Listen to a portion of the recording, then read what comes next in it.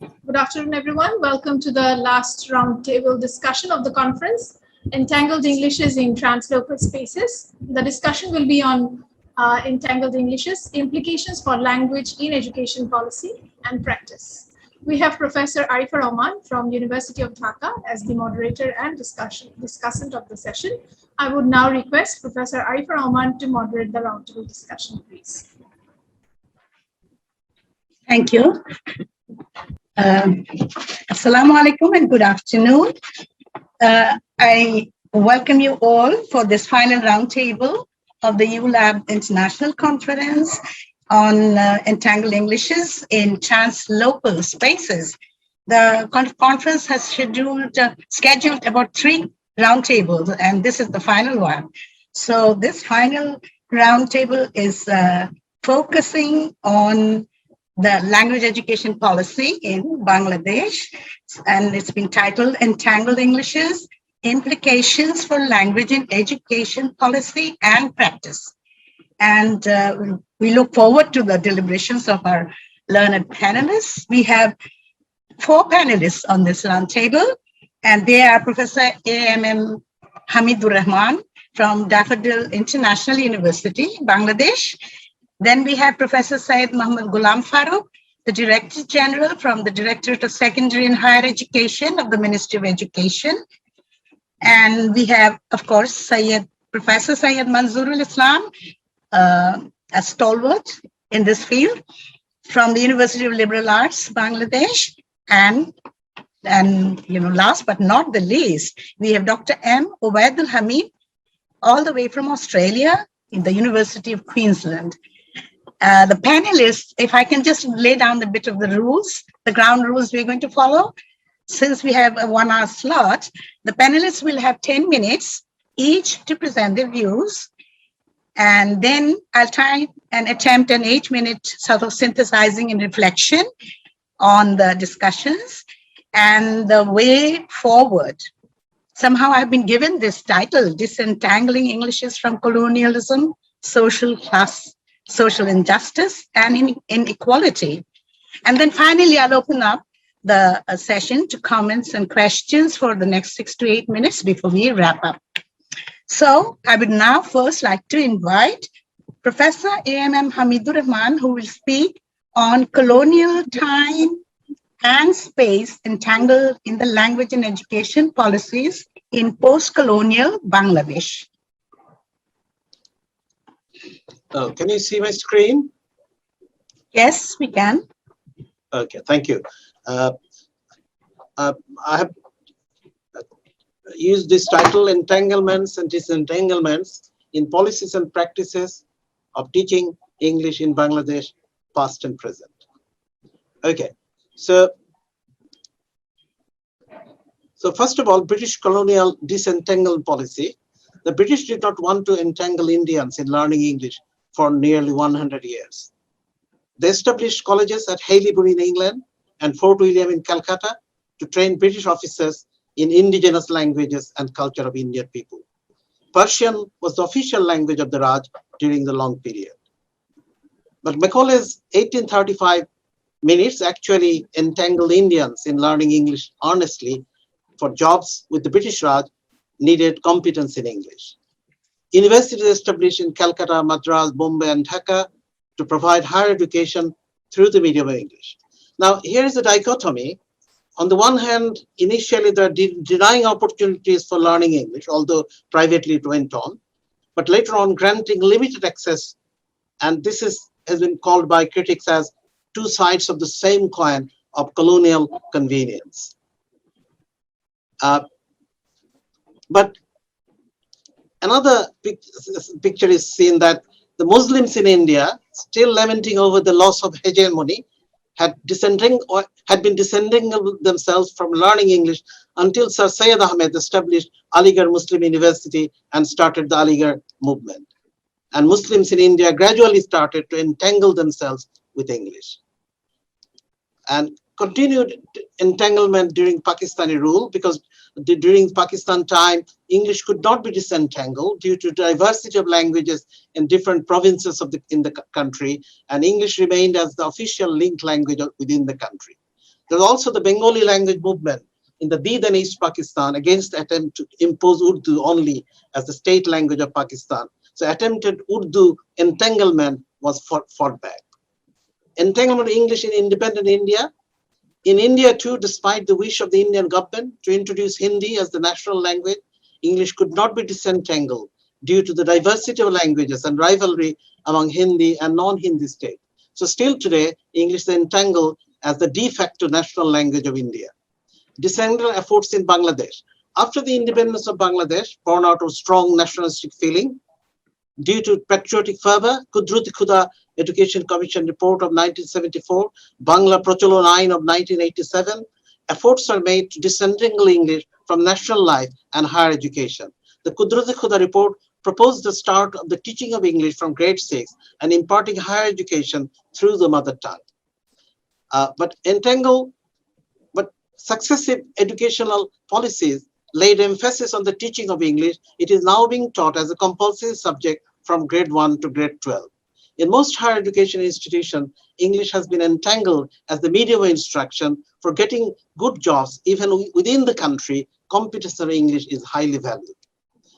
So diverse entanglement practices. Besides the state system of education, there are more than 500 English medium schools where students study for taking O and A level exams. There are also more than 50 national curriculum English version schools where secondary and higher secondary levels of education are imparted through the medium of English. Besides, there are a few international schools providing international standard English medium education. At this moment, there are 53 public and 123 private universities, and the medium of English is mostly English in this institution. But the ills are, so we're getting more and more entangled with English, but it is also sharpening the inequality of opportunities and attainments in English for those who are plodding through the national curriculum Bangla medium education, and thus not able to entangle themselves adequately with good English language education. Added to that is the digital divide created by the pandemic, where learners from less affluent sections of our population are unable to participate due to lack of access to technology. Now, disentanglement is discussed very strongly this time, but we should have a rational position here. In my opinion, the way forward may be to strengthen the teaching of English at Bangla medium national curriculum schools and colleges, and at the same time promote the use of Bengali at the tertiary level. One possibility is students may read reference and textbooks in English, but write exams and assignments in Bengali. This is allowed in some public universities already, possibly allowed by public universities now. We may possibly do that too with English language and literature studies. And this is something I think we can propose. I mean, the standard of English that students have when they come to the university for studying English language literature is not very, very high. And maybe this is an issue for future, whether we can do the study of English language and literature through the medium of Bangla. And we know that, you see, many of our distinguished teachers of English literature like Jilur Rahman Siddiqui, Professor Kabir Chaudhary, and others, they were very good in writing creative Bangla writing. But my suggestion is that, you see, we need to be competent bilinguals in order to take our place in the world. And that would enable us in translanguaging as and when English. I went through a good Bangla medium education, and I had the opportunity to learn English well. And I think most of the people in our country, the universities, they have this background. So one of the discussants in the earlier roundtable said that English may be considered as a divisive power, but it can be a great leveler. A very good Bangla medium education with adequate opportunities to learn English well would enable our learners to compete with English medium students and help eliminate the disparity. And that reminds me, just before the pandemic, we had Professor Bill Ashcroft at Daffodil, and we had a lot of discussion about his book, Caliban's Voice. And that reminds me that we have to learn English in order to stand up. And you need to be a Caliban in order to be able to curse. So thank you. That's my viewpoint. Oh, Hamid, you had more time if you want to say anything, but That's enough, I think. okay, fine. So Hamid has been talking about the historical kind of perspective and all the policies that have been imposed or taken, and how these have actually resulted in different kinds of entanglements. And we've all fallen in love with this word, entanglements. I think we owe great gratitude to Professor Aleister Penick and to Shala and the organizers for actually, naming this conference, giving this conference this name. So, but Hamid is not at all there, kind of satisfied with the the trajectory of the education policy, and hence he has actually advocated better learning environments and better and effective learning and teaching practices, and particularly in the Bangla medium schools, so that we do not have this kind of divide between the EMI and the BMI education systems. So the medium of instructions should not be a kind of a dividing factor or creating inequality among learners and the society in general. So now I will kind of invite our second plenary speaker, Professor Syed Muhammad Ghulam Farooq, who is going to speak on English and Bangla medium and English version schools and the Qawmi and the Alia madrasas and social segregations in post-colonial Bangladesh. Madam, he has just informed us that he will be a bit late. So perhaps okay, so yes. I can talk on the next. I can. If you are okay, Professor Manzoor, I can invite you. Are you okay with that? Can you unmute yourself? Right. Okay. Yeah. So now I'd like to invite Professor Syed Manzoorul Islam, who's going to talk about a whole lot of things, it seems, entangled Englishes and the missing links in the English language education, such as curriculum, approaches, methods in language teaching, textbooks of the NCTB, students' linguistic competence, imagination, creativity, teachers' teaching ability, and so on. So we await your words of wisdom, Professor Professor Rahman. The title is quite a mouthful. So I have tried to be very precise because I have to keep an eye on the watch. Yep. So 8 to 10 minutes, but I will leave enough threads to follow up as discussion points. But let me first set the frame of my discussion in the background of the phenomenon called entanglement of Englishes, which is seen more prominently in countries like ours with a history of colonization. And I thank Professor Hamidul Rahman for being the whole history. I don't have to visit every chapter of that history. Hello? So by now we know that. Let me quote Aleister Penick, who introduced this term entanglement. Sir, you have muted yourself. Can you please unmute again, sir? That happens automatically. So when I was cut off? So just when you were just okay. So let me quote from Aleister Penick, who wrote in a 2020 paper titled Translingual Entanglements of English. He suggests the idea of entanglement that relates to the multiple ways English is connected to and is a part of the material world. He cites quite a few elements of the complex web, such as brownouts, call centers, global inequality, and American colonialism, as well as cheap Englishes and neoliberal goals. So this is what he suggested as entanglement of English. the connection between the material approach to of colonialism is very, very well distinguished here. So along with material dimensions, we know that there is also an ideological dimension of this entanglement, which is a contribution of colonialism.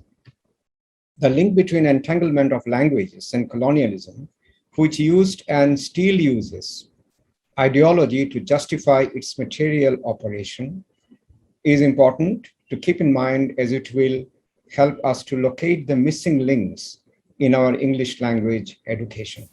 And mind you, Shaila has given me a lot of links which have been missing to rediscover and set straight.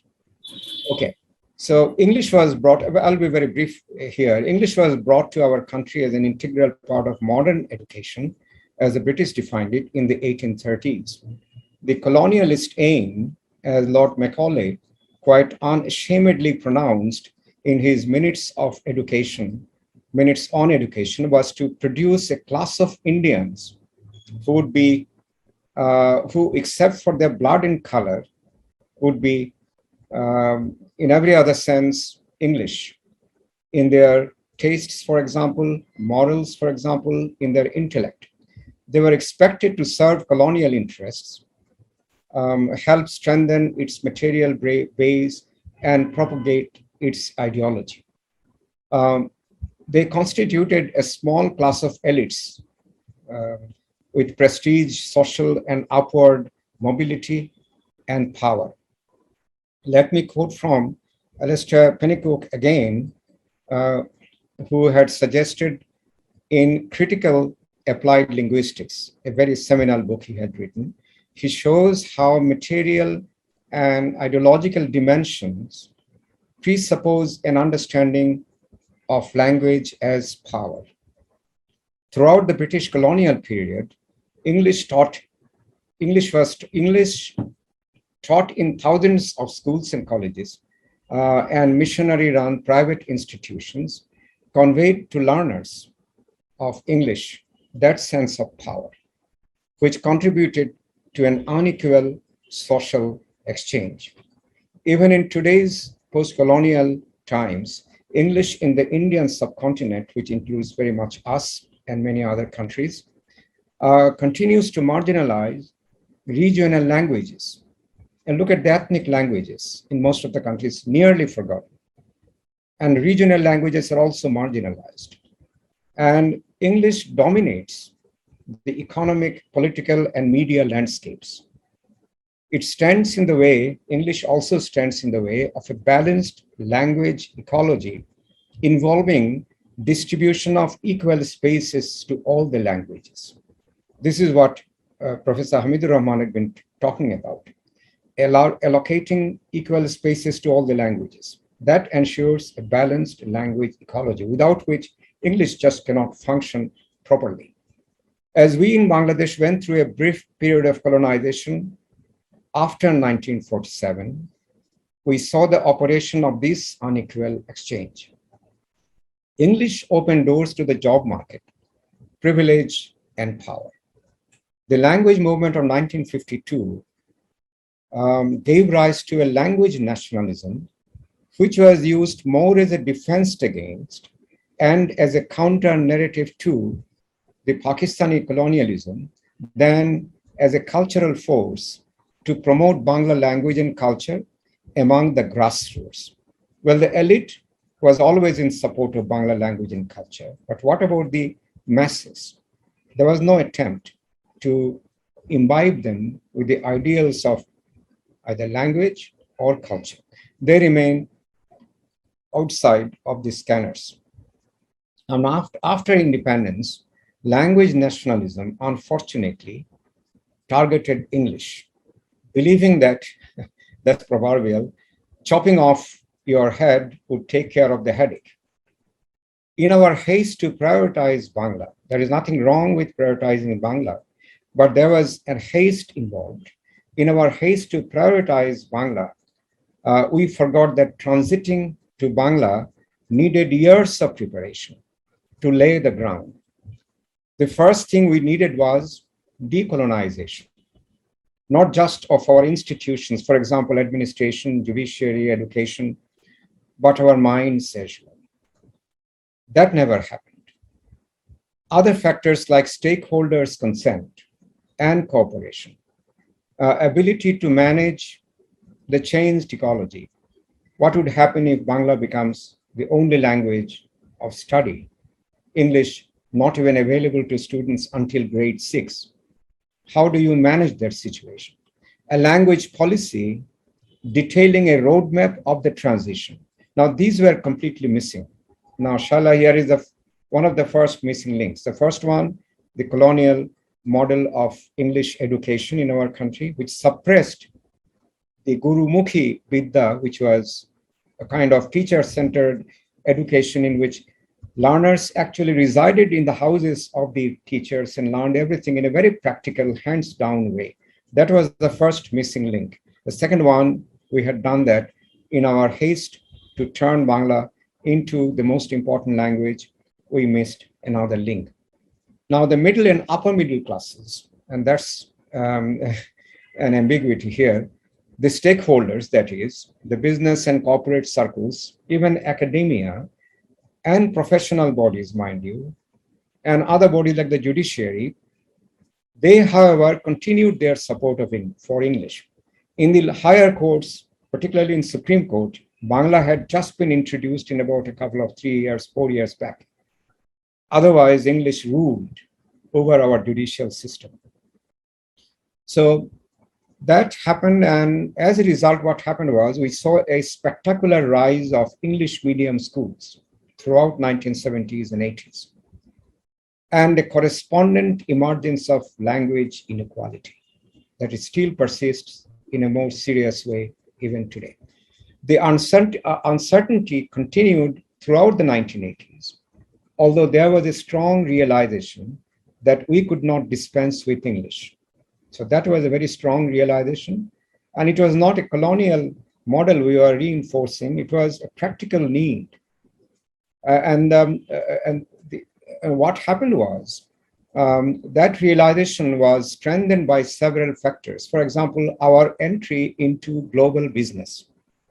That was the decade when the garments factories really mushroomed, and we became almost equal partners of many similar comparable countries in world trade. The increasing role of international organizations like the World Bank, IMF, and of course the MNCs, the multinational corporations, and NGOs in our domestic affairs, rise of neoliberalism, and the emergence of Thatcherism in Britain. Now, Thatcherism is important for us here because I'm talking in a second about British Council. The British Council, for example, which existed in Bangladesh for a long time as a center for promoting cultural relations, transformed itself into an English language learning center. That is as a result of Thatcherism. That was also about the time when humanities was diminished in importance, but that's of course something that I'll talk about a little later. Now, I'm referring to a book by Robert Phillipson. It is called, the first book is Linguistic Imperialism, and the second book is Linguistic Imperialism Continued, right? And he suggested that English language teaching business, he underlined the word business, was a major significance for British economy. It was also a time when humanities, as I said, as a discipline was seen to be dispensable with, because it did not pass the cost-benefit analysis test. And it had long-term significance in the study of literature and the arts in British and other universities throughout the region. Now, with active support from British Council, English language teaching gained momentum in our country. This was a welcome development as we needed vast improvements in this area. But the way it was done saw the same lack of planning and hastiness as we have seen in our post-independence attempt to replace English with Bangla. Vital links, now Shala here is another link, or several links turn into one. Vital links such as that between language and culture was missed. Replacing earlier grammar translation method with CLT or communicative method was certainly a promising move. Nobody doubts that. But no thought was given to effectively address the lacks and absences that marked the earlier method. That is grammar translation method. In other words, to its implementation. What language planners also missed, and here I refer to another missing link, was their reluctance or their entirely missing the fact that, or the aspect of CLT, which was ideological, the ideological aspect of CLT. And here I will quote Philipson once again, and he suggested that in the teaching of and marketing of communicative skills, teaching and marketing of communicative skills, a shift from linguistic imperialism, that's important, a shift from linguistic imperialism to communicative imperialism can be seen.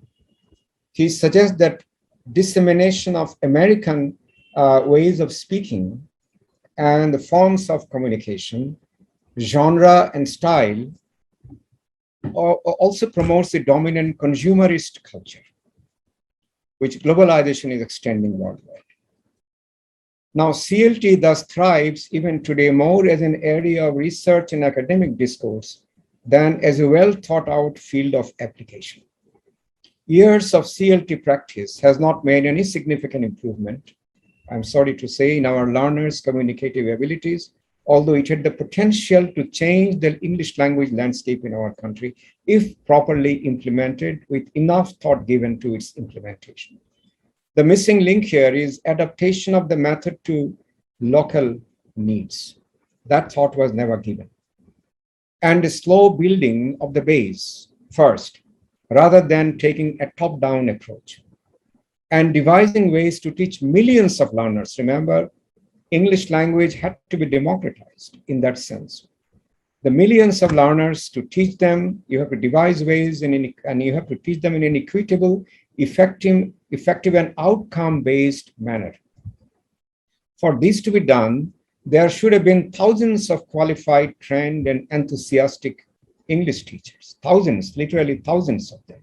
Because ideally in a classroom situation, as promoted by CLT, a teacher does not teach more than 20 students. So imagine, just divide that millions of students by 20 and how many teachers you need.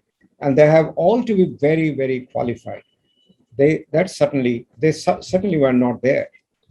Given the challenges involved, we must have taken a timeline, phase-wise program, which also did not happen.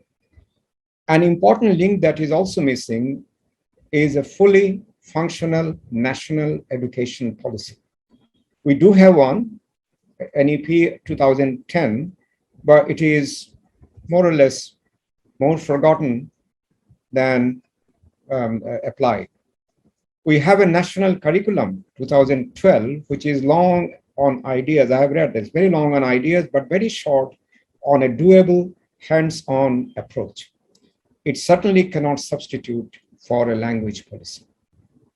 Then there are unnecessary debates such as grammar versus communication, language versus literature. I hear it every day. Language versus culture. These debates complicate our efforts to decide the most suitable method or methods of teaching English and then go forward. Such factors in our English language education, now I come to the conclusion. Developing curriculum, for example, producing materials and textbooks, developing students' linguistic abilities and competence, creativity and imagination, and the ability of performance of teachers will continue to be piecemeal efforts in the absence of a holistic policy framework. I have been invited here as an editor of a textbook, okay, but no textbook, no matter how well it is written, will be able to reach its objectives in the absence of a supportive ecosystem. We have to begin from scratch, of course. The way forward, we have to begin from scratch, which means decolonizing our minds, which is a huge exercise, I tell you. Decolonizing our minds and taking a local and cultural approach to English language teaching, We can then come up with the most appropriate teaching methods, materials, pedagogy, and testing and evaluation systems, which can be significantly different than what we are practicing today. But in the process, we have to get rid of the narrow theoretical perspectives which cloud our minds, which are mostly manufactured in the West. Why don't we manufacture our own theories in the context of our language demands and our language needs in this country? If we can do that, produce our theories supported by empirical data and field level surveys involving lots of respondents, then we can make a headway. Now, as long as these links are missing, our exercises such as writing textbooks will remain incomplete. So this is my submission. Arifab, I hope I have kept within time. Your microphone is muted. Let me remind you again, that phrase you keep hearing from time to time, yes, your microphone remains muted. Farooq, welcome. Waiting to hear from you. Thank you very much, Professor Manzoorul Islam. And you did kind of fill up the time while we were waiting for Dr. Farooq. And I can see him on the screen. He's here now. And are you ready, Professor Farooq? Ghulam Farooq? Yes, yeah. Okay, right. I know you were very tied up with the minister and all that. That's the bane of being a government official, you see. Anyway, so welcome to our roundtable discussion, and I'd like to invite you to start your presentation, which is English and Bangla medium and English version schools, and the Qawmi and Alia Madrasas, social segregation in post-colonial Bangladesh. So the floor is yours. Sorry, I am not very at home, but let me try.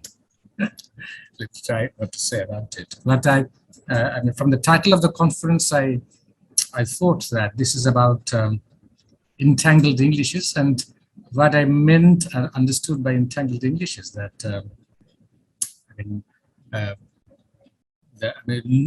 changing Englishes.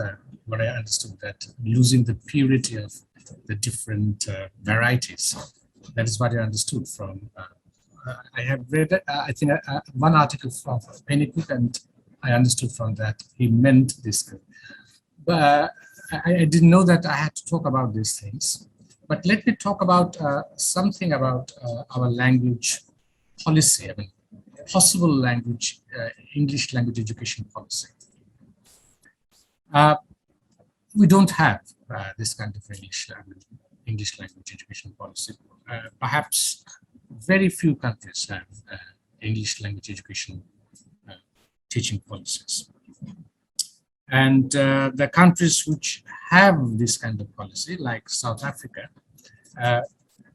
as far as I know, that it was, it could not be implemented.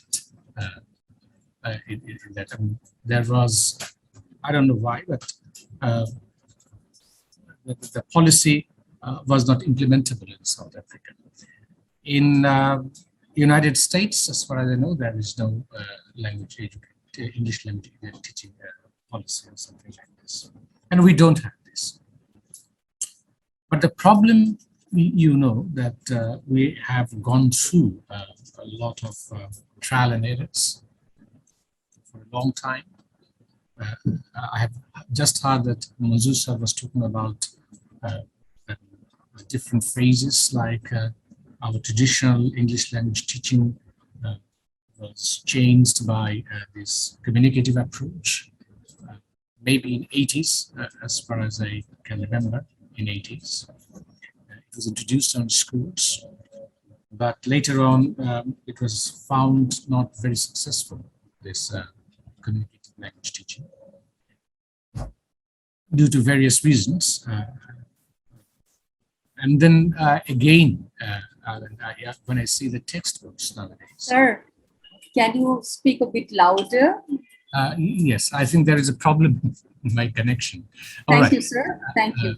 And then we again went back to, I mean, we are not very rigid about communicative English language teaching right now. So still now we are going through some trial and errors in Bangladesh. But what I found, let me talk from my own experience, that, that regarding skills, we were very serious about skills, teaching skills, reading, writing, speaking, and listening. And, but we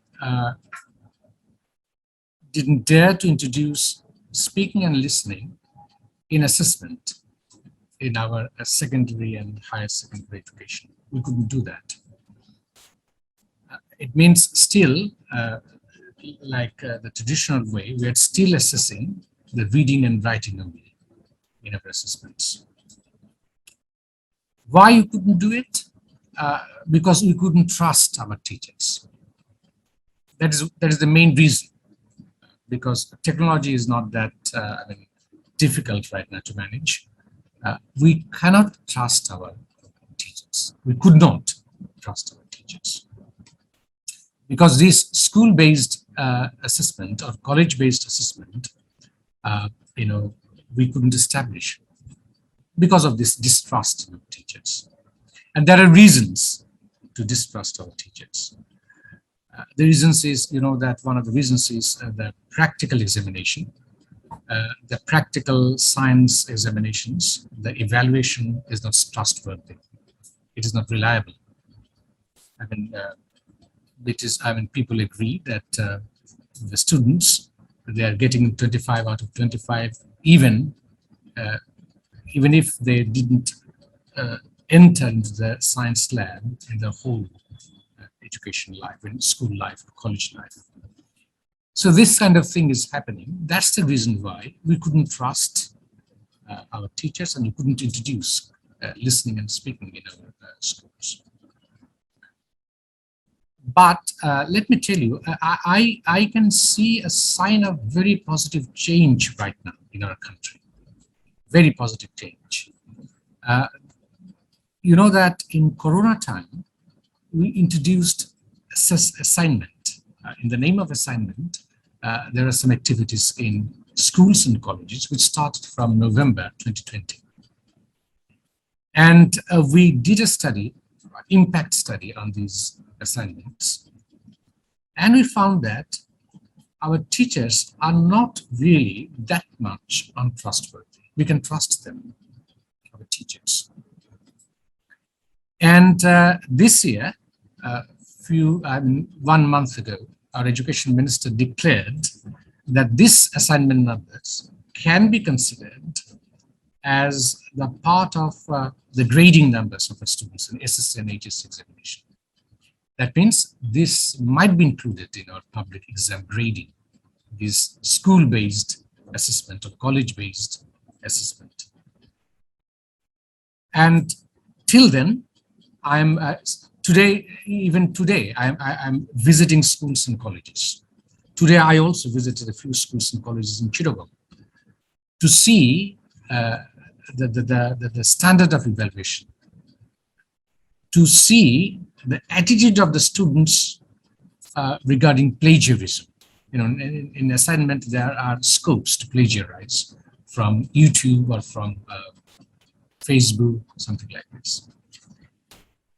And you can say that this is serendipitous, that I didn't find any fully copied assignment submitted to college and schools.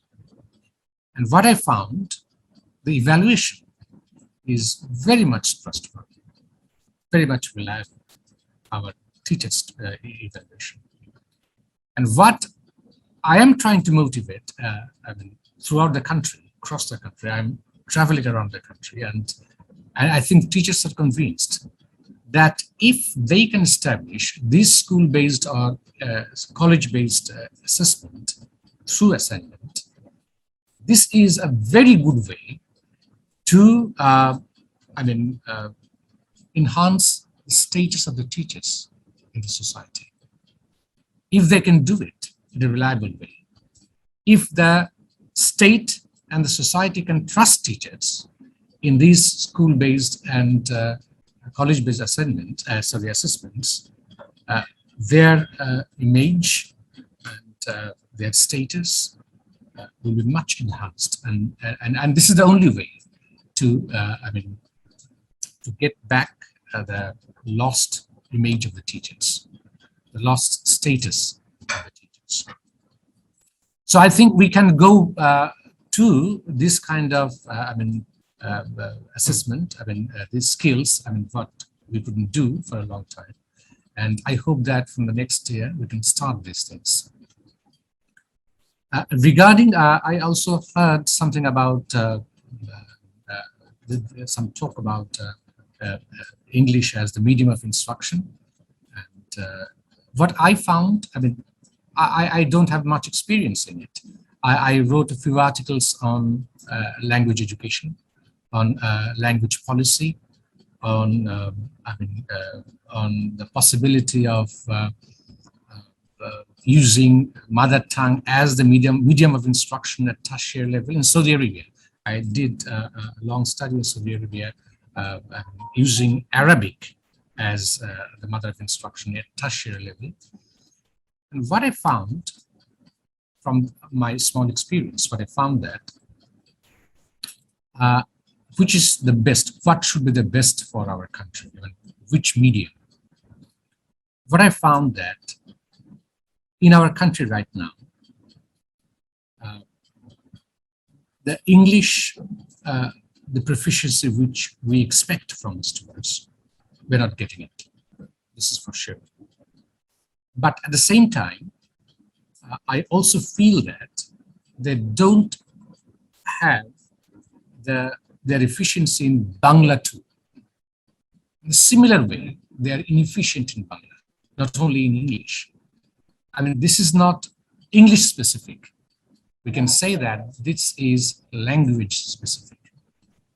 There is a problem in language teaching learning process. I don't know what's the reason. Maybe this Penick's Entangled Englishes or Entangled Bangla, you know that Bangla is also entangled in that sense. Maybe for these reasons, this is happening. But what we are planning, that we will enhance English language teaching and learning besides Bangla language teaching and learning. So we have to focus on both the languages at the same time. And if we can do that, then this is my idea. I don't have any research on that, but this is my idea from my experience and my small research experience in language education and language education policy. And if you can do that in our mainstream schools, if we can focus both on Bangla and English language teaching learning, then we can address this problem. A communicative process or grammar translation process, as Moses said, this unnecessary conflict between grammar versus communication or literature versus language, this is in fact meaningless. We can achieve this language proficiency of our students. And language proficiency is not only the language proficiency. Language proficiency, becomes meaningful when our learners can think. Thinking is very much entangled with. I'm using the word entangled again. Thinking is very much entangled or related with the language. What our English medium school students right now, most of the students, I'm not talking about all the students, most of the students, they can speak fluently, of course. They're good in English, but I found a serious problem in the thinking in English medium school students. Same thing happens in Bangla because they are also, not efficient in Bangla language. So that problem also we also face in Bangla medium schools. So this problem can only be solved if we can focus both in Bangla and English language teaching learning process. And it can be done in mainstream schools. I don't know whether it's possible in English medium schools or not, but it can be possible. It can possibly be done in Bangla medium schools. And and regarding tertiary level, this is my idea. I'm not sure, but this is my hypothesis only. Right at this moment, I don't think that at tertiary level, Bangla can be made the medium of instruction. This is not possible. Even in Saudi Arabia, we suggested huge translation initiative to make Arabic the medium of instruction at tertiary level. And you know that Arabic is the mother tongue of many countries, not only Saudi Arabia. And all of them couldn't do it. They couldn't make it happen, the translation, to make Arabic the medium of instruction at tertiary level. I don't know whether we'll be able to do it, but if we cannot do it, we shouldn't go for that. In that case, and the Malaysia experience, you know the Malaysia experience, they can come back to English. And South African experience is the same. They can come back to English. So that's it. I think I was not at all ready to talk here among these distinguished speakers, but I took time as I got. Thank you, Dr. Farooq. I mean, you did speak from your vantage point. You've made some very good, given indications of what's happening with the language and the teaching policy at the moment. So thank you very much. And I now invite our final speaker, Professor Dr. Obaidul Hamid, to take the floor, and the digital floor, and to speak on reimagining English in education policies in Bangladesh from the perspective of entangled Englishes. Dr. Ubaid. Okay. Assalamu alaikum and good evening. Can you hear me all? Okay. Literally, this is the last session, and I understand that we are going to have the closing ceremony soon. I don't know how much time I've got, but I'll try to be brief. Okay. But before I start, I would like to thank the organizers of the conference for inviting me to be part of this discussion panel, and I'll try my best to make whatever contribution I can make. I would like to start by inviting you in a hypothetical situation. Remember, this is a hypothetical situation. In the partial spirit of the conference, and maybe also following the examples of the Kenyan writer, Ngugi wa Thiong'o. Let's say we are going to say goodbye to English and return to our first language from today. How many of us can do it? I can't do it myself. Anyway, the prompt that I have been given for my talk is reimagining English in education policies in Bangladesh from the perspective of entangled Englishes.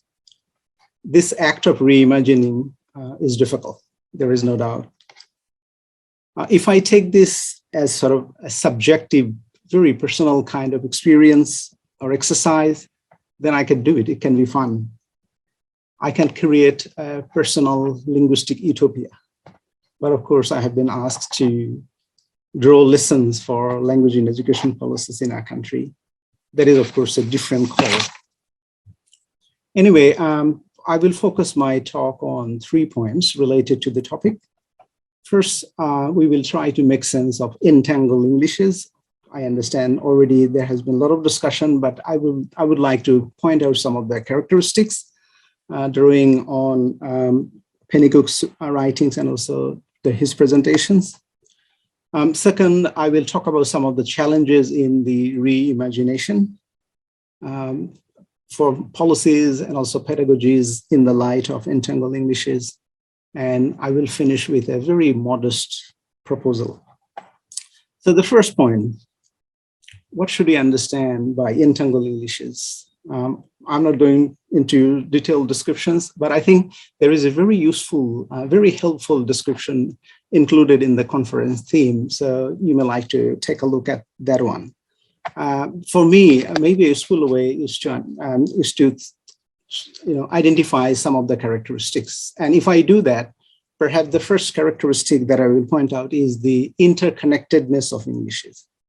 What is called the thrown togetherness of English and all other things, human, non-human, material, non-material, semiotic, discursive, so on and so forth. So that is one important characteristic, the interconnectedness. Okay, and in talking about these interconnections, we also need to understand that entangled Englishes is more than the context. It is more than what is called the worldliness of English. It is more than what is theorized in world Englishes, in English as a lingua franca, linguistic imperialism, and even what is called unequal Englishes. It is also more than translanguaging and also translingual Englishes. And perhaps most importantly, rather than seeing English as a savior, we need to understand English as part of the problematic. So I see these are sort of seminal characteristics of entangled Englishes. Now, if we look at entangled Englishes that way, and try to identify all these characteristics, then I can draw one critical implications. And that implication will actually invite us to challenge borders of different kinds. So linguistic borders, semiotic borders, disciplinary borders, institutional borders, social class borders, and of course, all sorts of material and geographical borders. Okay, now let's move on to the next point in relation to my prompt, which is the challenges involved in this act of reimagining. Again, we can think of challenges of different kinds and at different levels. And I would like to start with the disciplinary level challenges. The question that comes to my mind is, should sociolinguistics, or perhaps critical sociolinguistics, or even, let's say, sociolinguistics on the move, inform educational linguistics, or what is called language in education policy and planning, for example? I raise this question because we understand that language policy and planning is essentially about economizing. It's about standardizing. Early this week, I was attending a conference in Europe, and the title of the conference was Standardizing as Language Management. But of course, when we talk about entangled Englishes, we are actually talking about challenging those processes and requirements. Now, the question is, how can we fit entangled Englishes into language policy and planning? Okay, the second level is more sort of practical, or you can even call it pedagogical. The question that I'm thinking about here is, can we bring the entangled world of Englishes into school and the classroom? Is it not the case that once we bring any instances of language use in the class, they lose connections to the roots and become decontextualized by that process? Okay, and then my next point is at the policy level, the challenge related to policy. And it has been already highlighted by a number of speakers, number of presenters. So I'm thinking about what are our policy priorities for English and English language education in the country? The important question here is, can entangled Englishes address our problems, our needs, and our priorities, for example? Okay, and then the final challenge, well, I could go on, but I would finish with this particular challenge for the reimagining that we are doing here. It's related to our profession, Particularly, we can think about professional ethics, for example. In talking about entangled Englishes or translingual Englishes for that matter, I want to involve in some sort of self-denial. Let's think about this conference itself. What kind of Englishes are we operating in? We need to think about what kind of English. How can I deny that? And how would you take me as a speaker here if I inserted my mother tongue in my talk, or if I started giving this talk in my mother tongue, and my mother tongue is not Bangla, it is my Rangpur dialect. Okay, now the third point, which is about the act of reimagining itself. And here I would like to acknowledge a number of ideas and recommendations that have been put forward by a number of presenters, including SMI sir just a while ago. So decolonizing English has been a recurrent point. And I would take decolonizing in the sense of not denying English, but perhaps making English our slave rather than our master. SMI sir was talking about decolonizing the mind, so that is also another recommendation that I can think of. I'm reminded of the very specific recommendations that were made by Dr. Shakil Rabbi. And also this morning, Dr. Sharma was making a passionate appeal about translingualism in particular.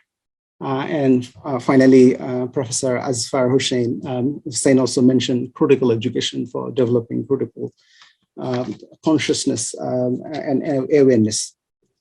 Okay, I would like to make just a couple of key suggestions here. At the policy level, my thinking is we need to claim the ownership of English. English as our own language. It is part of our linguistic family. It's a cousin to Bangla and all other languages that we have in this country.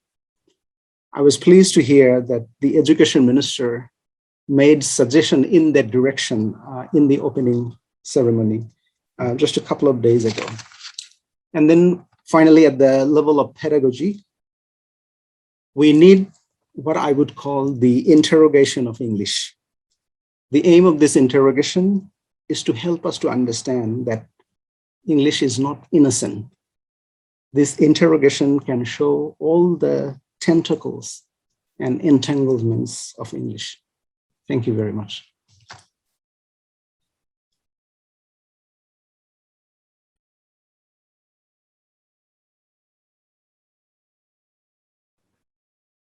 Sort of jumped back. So yeah, thank you very much, Dr. Benhami. That was a very, very critical and very insightful kind of approach.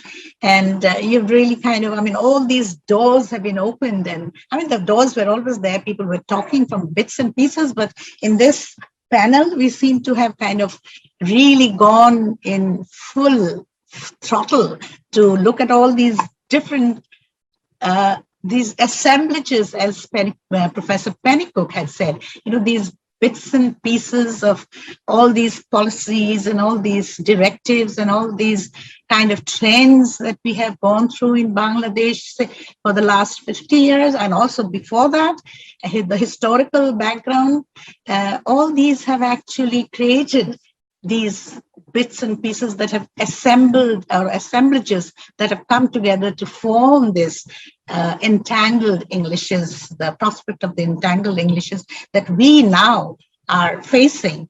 And it has been a wonderful opportunity that this particular conference has provided for us to come onto this platform and really kind of try and, you know, look through this tangle and kind of bring out all these complex issues that are kind of that are playing on each other, and also maybe, you know, not properly coordinated, or kind of there's no, you know, it's one, like, for example, there's been example, speakers have talked about the CLT approach, communicative language teaching, and the grammar translation. And as we know that there is really no real kind of opposition to these approaches. The thing is, as one speaker has said, that you have to contextualize it to a localized situation. Only then we can actually appropriate it for the correct uses.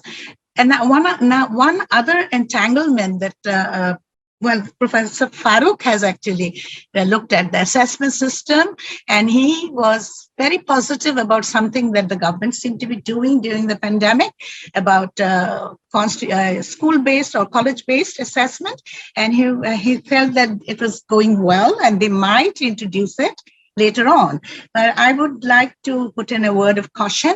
I think it needs research and it needs a lot of, kind of thorough understanding before you just kind of bring in some position, and then after some time you have to withdraw it, just like the school-based assessment directive had gone through. And of course, we are always, any paper you go through, they will always say, any assessment you go talk about, they'll always say, oh, we don't test listening and speaking skills, and therefore listening and speaking skills are not developed. Now, do we only teach 12 years of English only for testing? Or are we actually teaching it for our life skills, for our development of the whole person, the country, everything? So if it is not in the examination system, why is it that students or teachers will not teach to it and students will not learn? For example, if you take the English medium schools, the GC exams, the O-levels and the A-levels, there's no speaking and listening components in their tests. So why do they learn to speak and write? I mean, where's the link to the actual examination? So the test, the more important feature of the testing system is that the curriculum is like a circle. You have the curriculum objectives, then you have the course books that are written to the objectives, and then you have the actual teaching methodology, the approach, and then this whole thing ties into assessment. Now, our assessment, as we all know, and there's a lot of literature on it, the actual English test is kind of outside the circle of the curriculum objectives. So, and although there have been reforms and there's a huge report on how and what it does, the exams do, there is still a lot of work there. And that's one of the biggest, I think is the biggest entanglement that English learning and teaching is facing, particularly in that first 12 years of learning. And one thing, I don't think anybody has actually raised it, this entanglement of the guidebooks, the notebooks, and the private coaching that goes on, which is a huge aspect. It's a huge knot in the system. And somehow when policymakers and, kind of advocates are going through these kind of hoops of revising and reforming things, they don't seem to even look under the carpet. They think, oh, it's there. But the thing is, if you have a system that encourages learners to run off to the private coaching centers to go and mug up the notebooks and the guidebooks, obviously there's something wrong with the system. If you can actually create an education system where the needs and objectives are being actually provided in the school system, students wouldn't run to those. You cannot make, we see, suddenly you see governments will have these, running after the coaching centers and will naming and shaming them and on the news. And the kids are running away and the teachers are running away because they're doing private tuition. But that will not actually solve the problem. The problem has to be the improvement has to be from within, where we can create a system that will not, that these devious means, these negative means will die out on their own, because we don't need them anymore, or our children will not need them anymore. So I don't know, the time, I think we still have about 5 minutes or 10 minutes. I think we can go in for some questions at this point. Is anybody? I can see one question from Uh,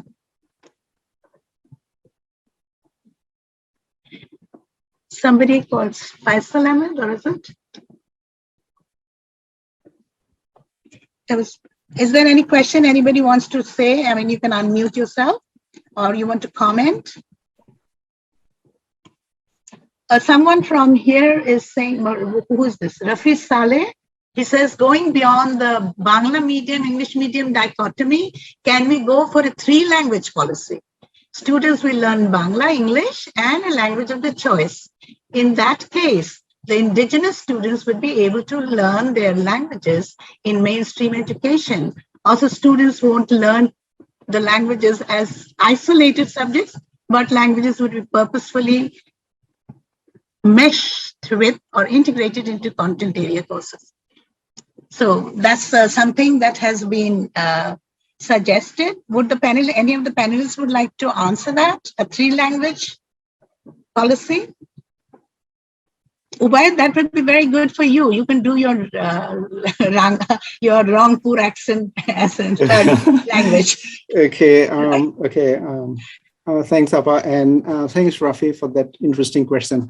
Actually, when I was planning this talk, I was thinking about whether we could also think about introducing Chinese in our education system, so we can actually balance the hegemony of English. And you shouldn't be surprised, because a country like Saudi Arabia has actually introduced Chinese. I'm actually supervising one student into this particular project. He's looking into the implementation of Chinese in Saudi Arabia. I think probably that's not a bad idea.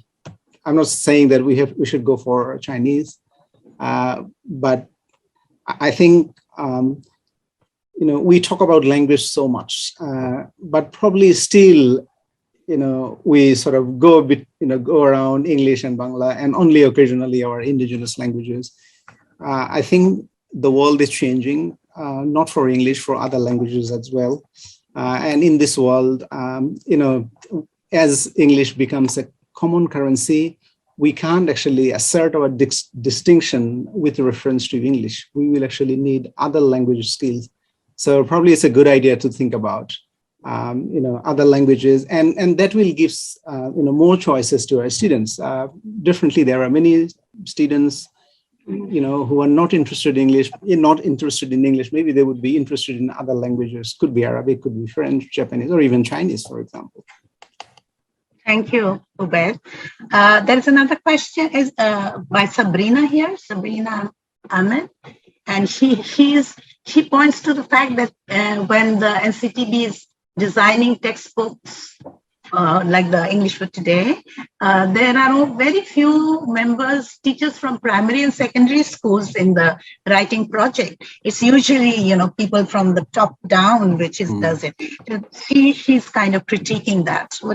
Would anybody like to say anything? Right? Oh, who's this? Motiur Rahman wants to say something. Motiur Rahman, yes. Can you unmute yourself? Or yes? Moninur has a question. Who? Moninur has a question. Moninur has a question. Okay. Moninur? Yes, ma'am. I have written in the chat box. You have? Sorry. I've written in the chat box. You have. Where is it? Or you can say that again. Yeah. Can you say it? Because it's very difficult for me to keep track of the chat box and to also monitor. Can you just quickly summarize what you said? Yes, I'm saying there is the Professor Farooq, sir, he mentioned that SBA policy in education. I'm wondering, does the Minister of Education have any authentic research about the validity of assignment as an SBA policy to achieve the learning outcomes of the learners? Sorry, the Minister, what was the question? Are you kind of challenging the validity of this? Yes, I'm challenging the validity of this actually, assignment. that's what I have also actually kind of discussed in my, when I was summarizing and reflecting, I had also said, I mean, when you do something on a short-term basis and you're piloting something and when the results come to be very good, that is all the more reason that you need to do a little more research and more work and really, look at all the aspects and all the entangled features there before we actually, put it into practice. Lest we turn, well, often we have done in the education policy, we have introduced things and then after some time we have actually withdrawn it. So yes, you have a very good point there. Perhaps the policymakers need to be a little bit more careful before they start any of these, ways of assessment. And Muthu, would you like to say something?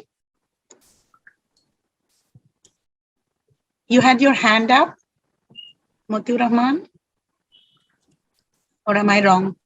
Maybe accidentally. Anybody? He accidentally. Okay, accidentally, I see. On the icon. Okay. So anybody else wants to say anything? Maybe you Yes. want to say something. Oh, yeah. Ma'am, I wanted to say something. Yes. Sorry, my microphone was not working. Okay, go on. So it's not accidental, it's intentional. So, Madam, there has been a lot of talks about policy change, and we always focus on research. Like if we want to change something or if anything comes up, we focus on research, that we should go for more research on this.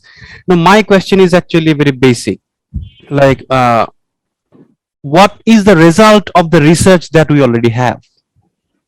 For example, there has been a lot of research on, exam system, washback effects, and how everything is becoming exam centered. And there have been a lot of suggestions about how these can be changed and all that.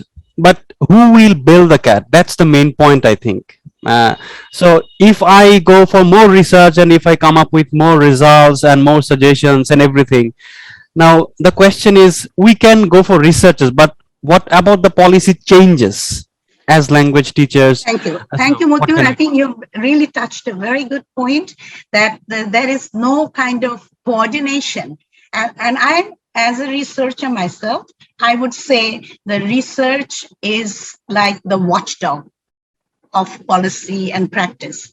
The research gives those findings. The fact is that these research findings and policymakers and everybody, we have to have a platform which we must we kind of press for advocacy, and a platform for all these to not untangle, as Penick said. You cannot untangle it, but you can disentangle and bring it all into a platform where all the players, all the stakeholders, and all the actors are there, and everybody is listening to everybody else. If only we could actually build this kind of an atmosphere in the education field or in any other field, I think that would be perhaps a valuable kind of approach and something that we can be looking forward to. So this disentanglement has to be built on. It's just not this 3-day conference. I hope we carry on, and there have been so many valuable kind of speakers here. If we could kind of bring everything onto a platform, a very vocal and articulate platform, and carry this forward. And I'm sure, the education minister, we've got Dr. Farooq, and we, of course, our minister, Deepu Moni, is one of the most dynamic persons who can listen to, voices that are being raised. So, yes, thank you. And I don't think we have too much time. Shall we call it a day then? Shaila, how are we doing for time, Shamshan? Okay. Thank you very much, everybody, all the speakers and all the plenary speakers and all the persons who have kind of contributed. And I would like to say thank you to everybody, and thank you to ULAB for giving us this great opportunity. Thank you. Thank you so much, Professor Aleister Penick, for moderating the session.